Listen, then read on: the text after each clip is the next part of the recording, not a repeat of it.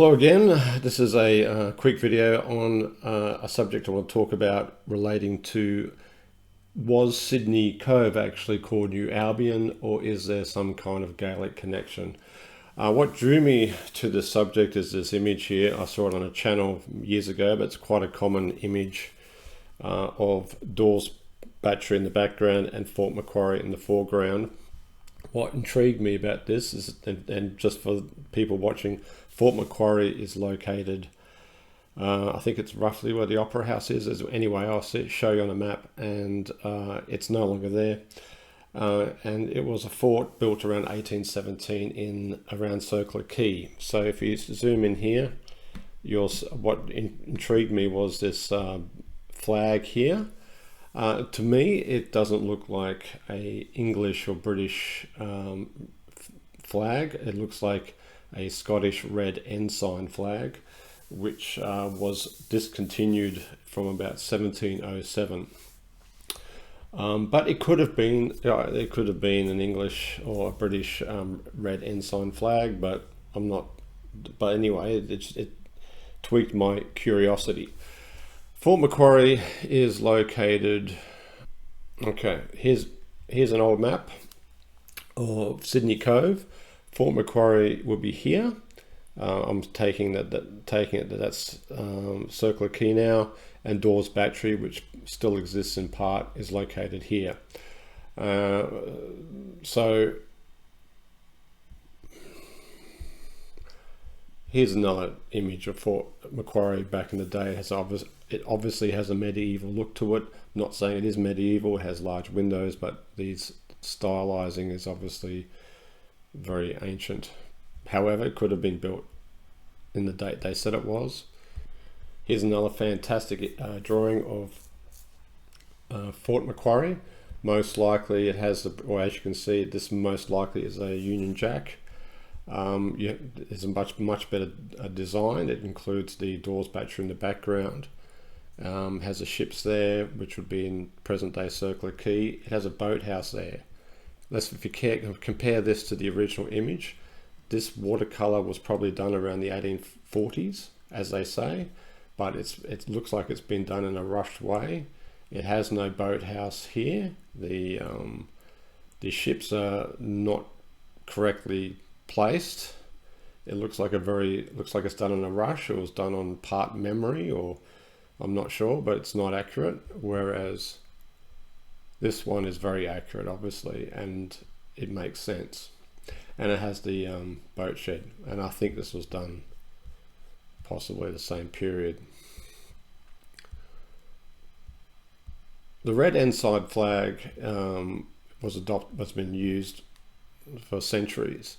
This is the Scottish red ensign flag, which I think matches up to this image nicely. However, maybe it was a British red ensign flag. I'm not sure. I can't say. If it was the date they said it was, it should have been this. Maybe it was, but I'm still curious because this whole subject of a Gaelic founding of Sydney Cove has always been on my attention. The construction of Fort Macquarie is dubious at best. The architect Francis Greenaway, which was charged for forgery, he was an architect, but he was a forger as well. And he was apparently the one that designed Fort Macquarie, but no one knows who the engineer and draftsman was ultimately, and then they weren't recorded, which is a very big concern in itself. So I find this whole thing very strange, just on the fact that they can't even document it properly. So that's just what I think about Fort Macquarie initially. Now I want to go on to a little bit about what I think about the Gaelic aspects of Sydney Cove generally, and why I have my doubts about the narrative. I'm curious about it.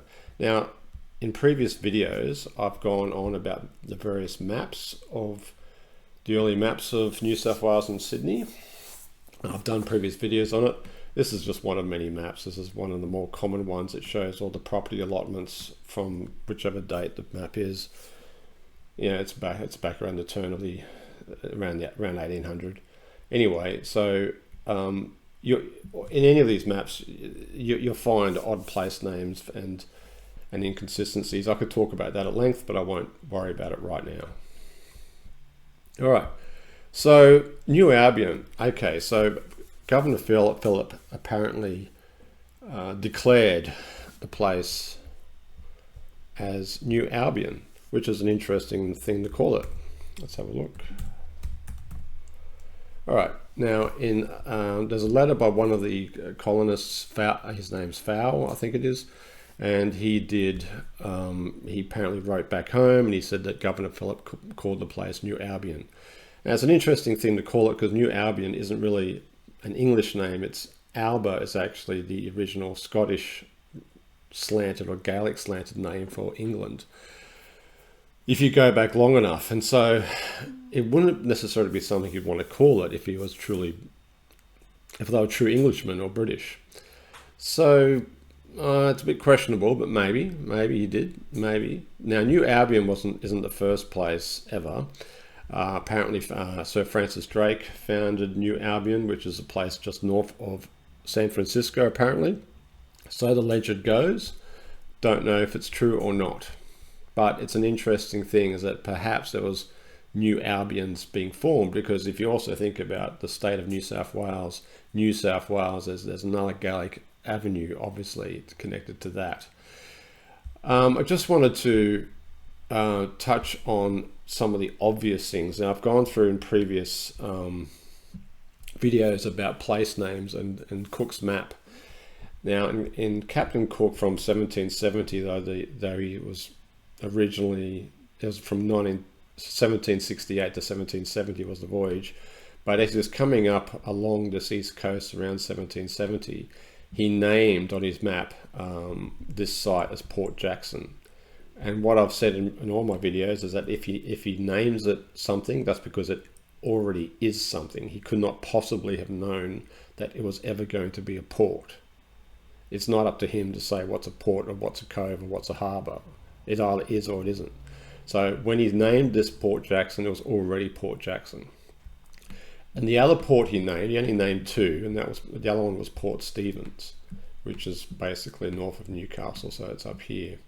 That's Port Stephens there. So that's the names he gave it. Now Stephens is an English name generally, and Jackson is potentially an English name, but it could well mean son of Jacob.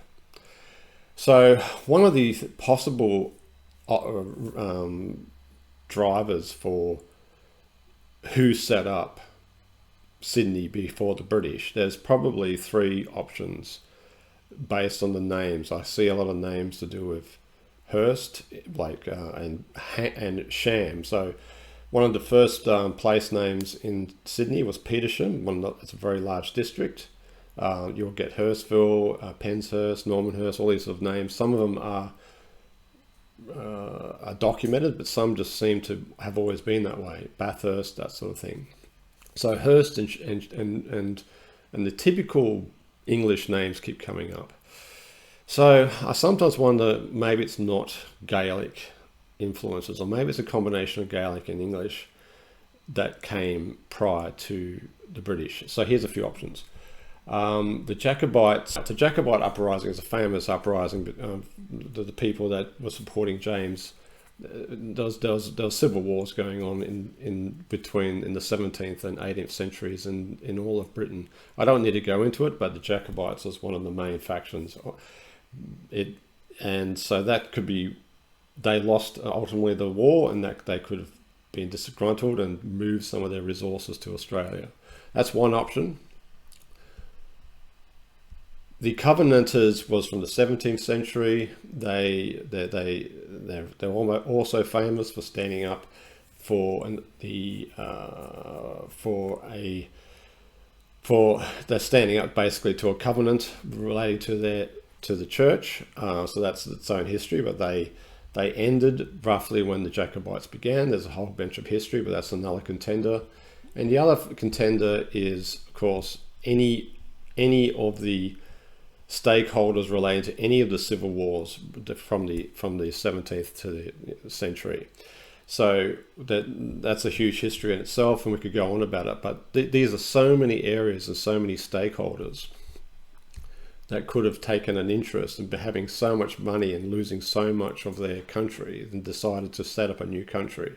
So the motive to set up Sydney Cove, the motive to set up Port Jackson, the motive to set up settlements and colonies across the world when America was already being consumed in civil wars and that sort of thing, the motive to set up a new colony by independents that were disgruntled through the Covenanters or the Jacobites or any of the Civil War stakeholders, even just any of the rich stakeholders, anyone, they don't have to be officially anything. They could have just been independents. They could have just been wealthy merchants that were pushed out of their own shipping routes. I mean, it could have been anything. There would have been hundreds and hundreds of potential people that would have felt the need to pack up and go.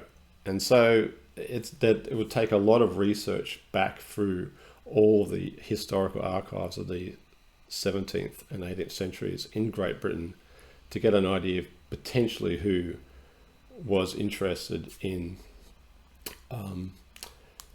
in starting a colony. Now, just a couple more things I wanted to talk about. One is this area here, west of Port Stephens and north of Sydney. The area around St Albans come Singleton, if you go further up enough. This entire area I just get this feeling that it would have been possibly the original pasture lands. There is a lot of good flat land for agriculture around the Hawkesbury. A lot of the people that are on this mudflood or this subject of alternative history have considered the Hawkesbury as the main entrance point for the first colonists before the British.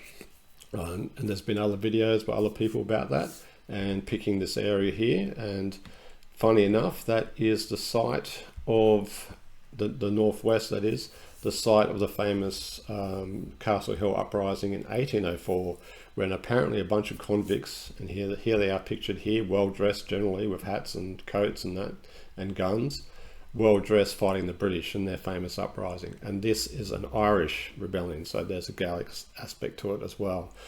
Though it may or may not be tied to the people that came before the British, I'm assuming there's some crossover. However, this is well documented and the belligerents are known and have been recorded. So that could be a dead end. That might not be associated with potential vested interests that came before the British. But here's a few loose ends that I'd like to tie up. So that's all I've got to say. Thanks.